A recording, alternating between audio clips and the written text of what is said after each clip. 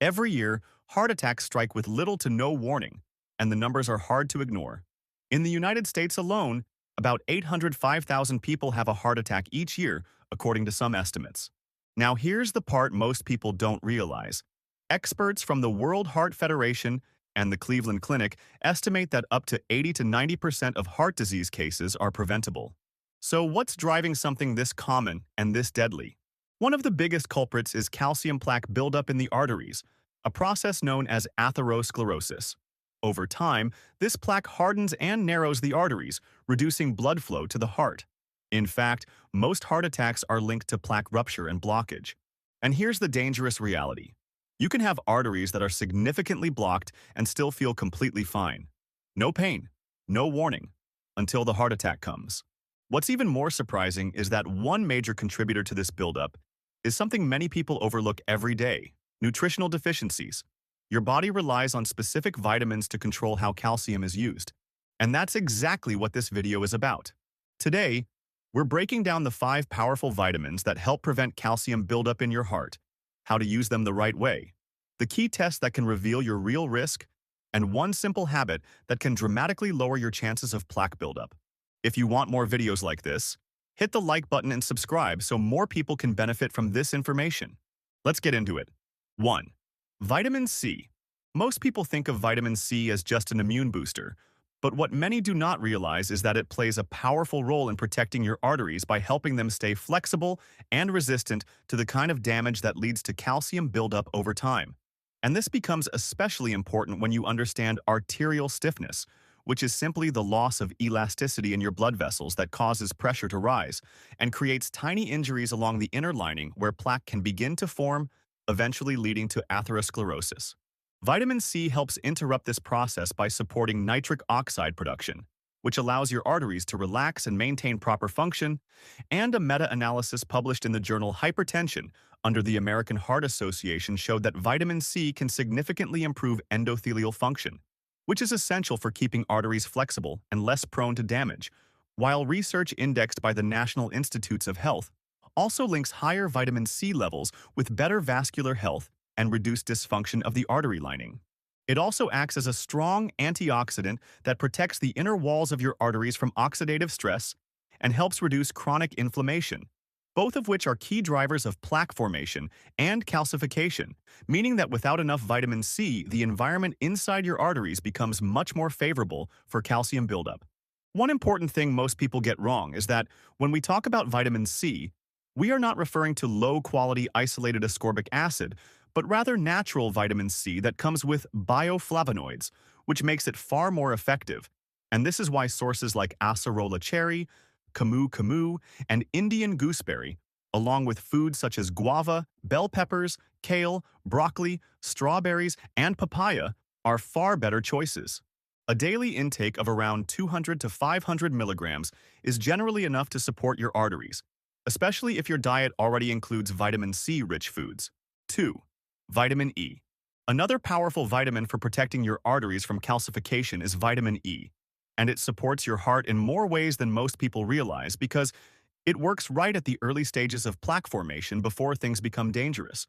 One of its most important roles is preventing LDL cholesterol from becoming oxidized, especially in the form known as alpha-tocopherol, because when LDL gets damaged by oxidation, it becomes sticky and starts attaching to the walls of your arteries, which is one of the first steps in plaque buildup.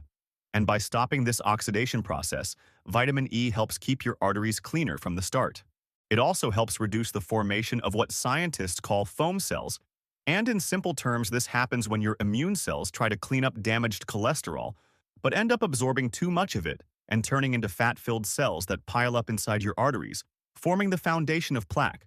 So by reducing oxidized LDL, vitamin E prevents this chain reaction from even starting. Another way it protects you is by reducing platelet aggregation, which simply means it helps prevent your blood from becoming too sticky, allowing it to flow more smoothly instead of forming clots that can block already narrowed arteries. On top of that, it helps calm inflammation inside the arteries by reducing the activity of immune cells that would otherwise gather at the vessel walls and accelerate plaque formation, which means it slows down the entire progression of atherosclerosis in a very fundamental way. Now, one important thing you must get right is that we are not talking about just any vitamin E supplement, because most low-quality versions only contain a single form, whereas natural vitamin E comes as a full spectrum of tocopherols and tocotrienols, which work together and are far more effective. The best way to get it is through food, especially sources like high-quality palm oil, which is rich in tocotrienols, along with wheat germ oil, sunflower seeds, and other whole foods. And when you include these regularly in your diet, you are giving your body exactly what it needs. 3. Vitamin D3 and K2. Now, these two are without a doubt the most powerful protectors of your arteries when it comes to calcium plaque buildup, especially vitamin K2, because they work together as a system that controls where calcium goes inside your body.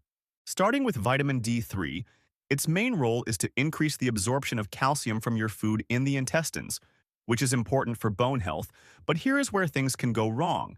Because if your body absorbs more calcium without having the right mechanisms to direct it, that calcium can start depositing in the wrong places, including your arteries. This is exactly where vitamin K2 becomes essential, because it activates proteins such as matrix GLA protein, which acts like a gatekeeper that pulls calcium out of your arteries and directs it into your bones and teeth where it actually belongs. And without enough vitamin K2, this system does not function properly, meaning calcium can gradually accumulate in your blood vessels and contribute to atherosclerosis. Research has shown that higher intake of vitamin K2 is associated with a lower risk of arterial calcification and heart disease, and this is why many experts consider it one of the most critical nutrients for cardiovascular protection, especially when combined with vitamin D3. So when you look at how they work together, vitamin D3 brings calcium into your body, while vitamin K2 makes sure it ends up in the right place. And this balance is what prevents calcium from silently building up in your arteries over time. The key thing to understand is that taking vitamin D3 without K2 can actually increase the risk of calcium misplacement, which is why these two should always be paired together.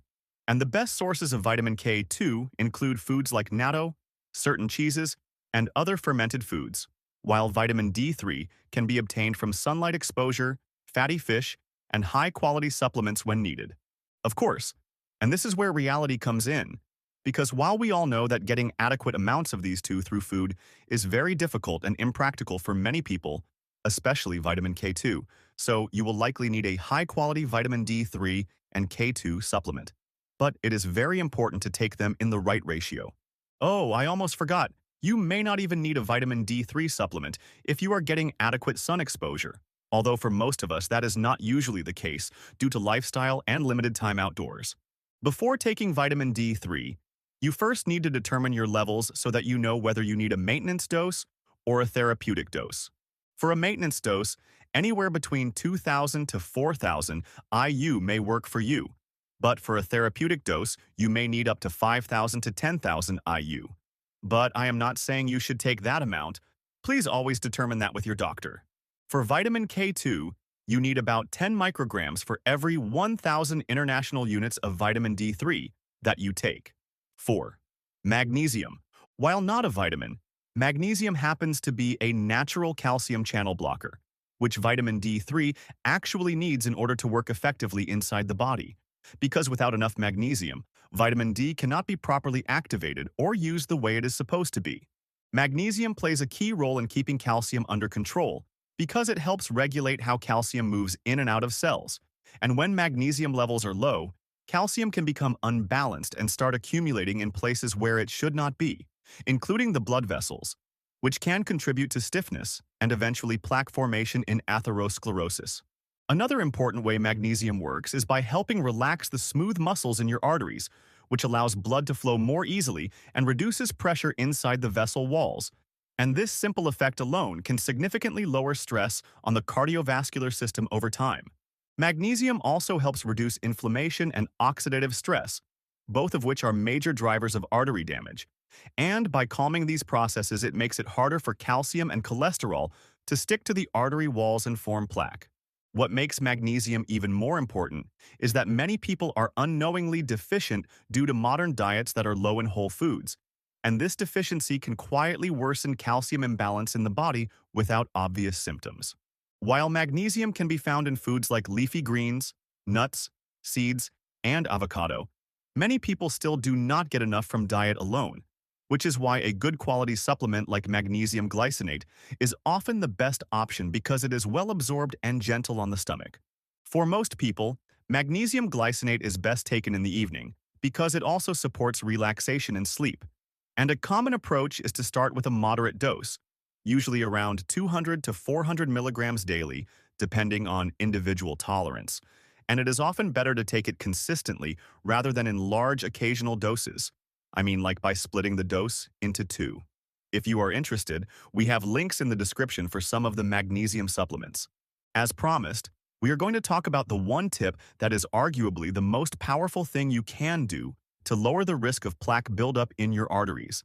And that is improving insulin sensitivity and keeping your blood sugar under control.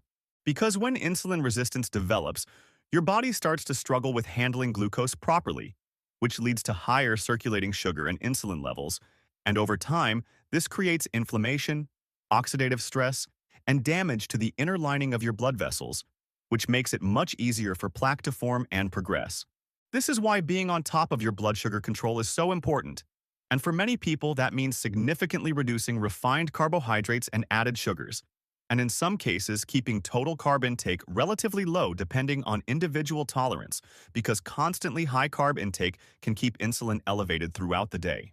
On top of that, lifestyle habits that improve insulin sensitivity can make a huge difference, such as avoiding a sedentary lifestyle, moving your body regularly through walking or light exercise, practicing intermittent fasting if it suits your body, and avoiding constant snacking so your insulin levels have time to come down between meals, all of which support better metabolic health and indirectly reduce cardiovascular risk. Now, as a general guideline, some people find benefit in keeping carbohydrate intake lower, and in certain cases aiming for around 50 grams per day or less can help improve metabolic control. But this is not a one-size-fits-all approach, and it should always be adjusted based on individual health status and ideally guided by a professional. After this, another powerful way to get ahead of plaque buildup is by using the right medical tests that can actually show what is happening inside your arteries before symptoms appear. The first one is the CAC score, which stands for Coronary Artery Calcium Score, and it is a scan that directly measures how much calcium has built up in your heart arteries. So in simple terms, it tells you how much hidden plaque you already have. The second is high-sensitivity C-reactive protein, also known as HSCRP, which is a blood test that measures inflammation in your body. And since inflammation plays a major role in artery damage and plaque formation, higher levels can indicate higher cardiovascular risk even if everything else looks normal. The third is a lipid profile, which measures your cholesterol levels including LDL, HDL, and triglycerides. And while cholesterol alone does not tell the full story, it helps give a clearer picture of how fats are being processed in your body and whether your risk for plaque buildup may be increasing over time. When you combine better insulin control, the right lifestyle habits, and these key tests, you are not just guessing anymore. You are actively understanding and lowering your risk of plaque buildup long before it becomes a serious problem. That's it. And please be sure to consult your doctor before making any major changes to your diet, supplements, or lifestyle. And be sure to like this video, share, and subscribe to the channel to help the video reach more people who will benefit from it. Thanks for watching and see you in the next video.